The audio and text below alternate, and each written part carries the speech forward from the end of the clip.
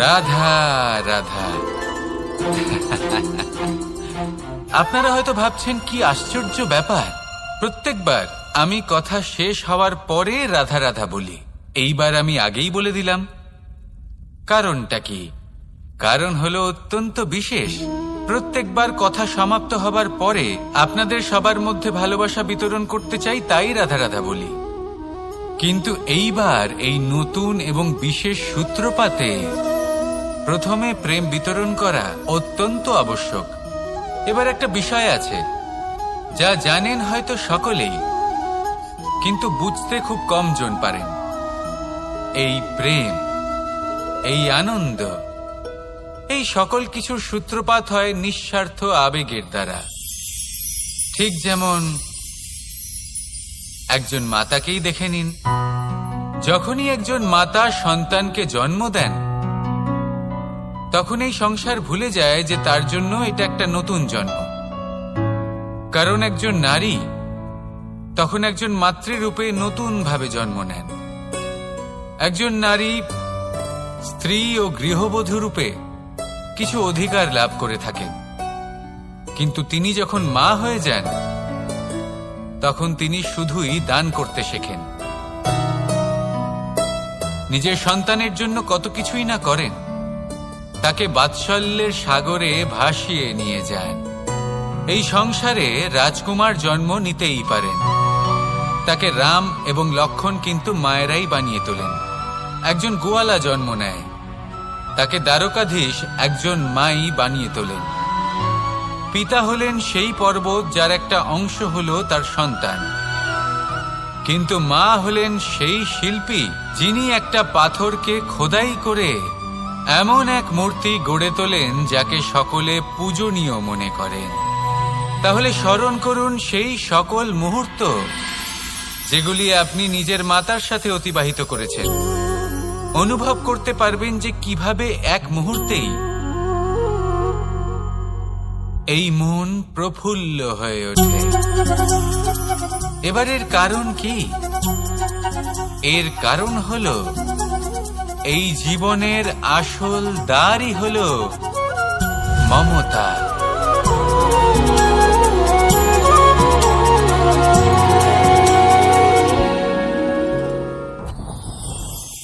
যত শক্তিশালী এই মন, তত শক্তিশালী এই শরীরও।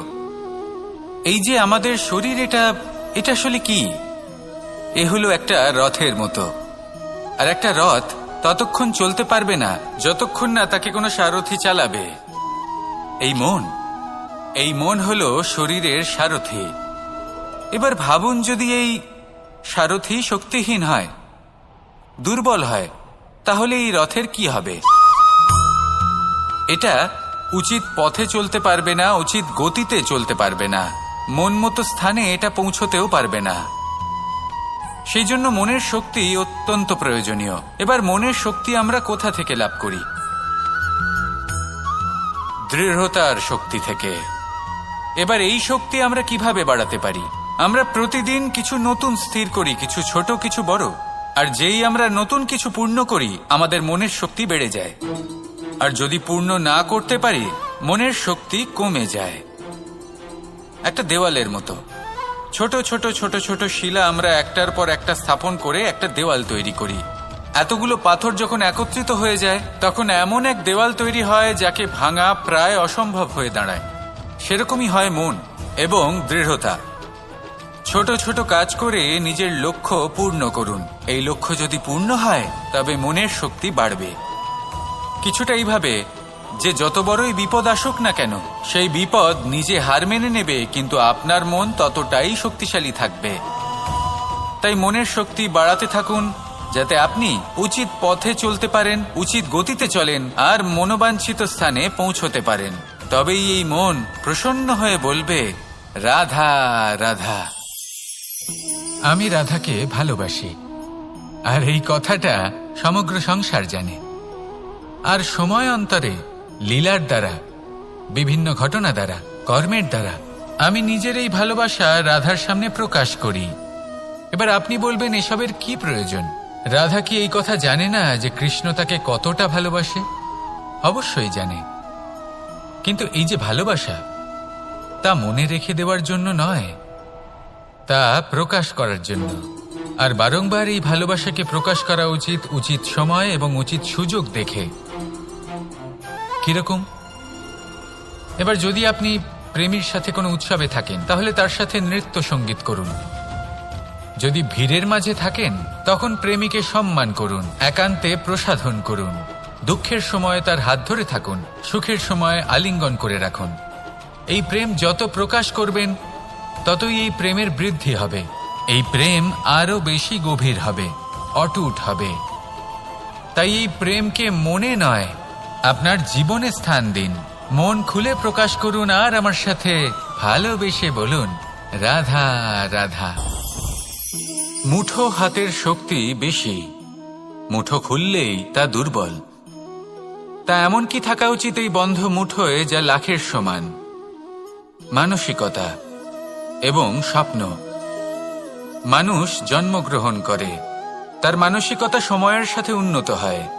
মানসিকতা অনুযায়ী সে স্বপ্ন দেখে, আর সেই স্বপ্ন সার্থক করতে সে পরিশ্রম করতে থাকে।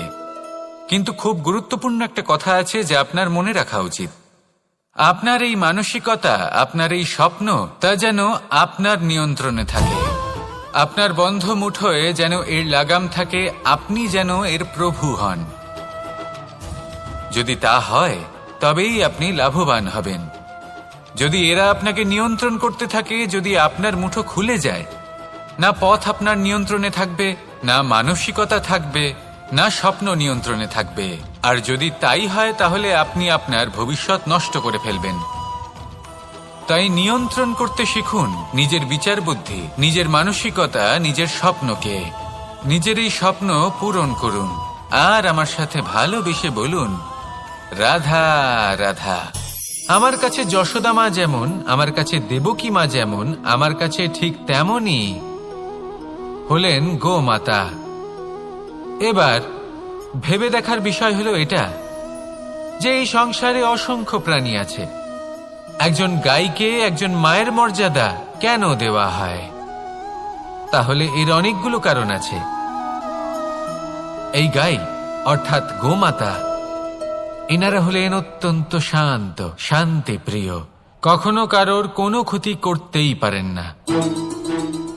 গোমাতা যে দুধ নিজের বাছুরকে পান করান, সেই দুধই আমাদেরও দেন। সেই দুধ পান করে আমরা শক্তি লাভ করি। এই দুধ থেকে আমরা মাখন, ঘি, পায়েস, এইসব সুস্বাদু খাবার লাভ করি। গোমাতার গোবর আমাদের জ্বালানি হিসেবে সাহায্য করে, যার ফলে খুব কম সংখ্যক কাঠ ব্যবহার করা যায় এবং বেশিরভাগ জঙ্গল সুরক্ষিত থাকে। গোমাতার গোমূত্র, সেটাও আমাদের কাছে লাভজনক। এর দ্বারা আমরা অনেক রোগ থেকে মুক্তি লাভ করতে পারি।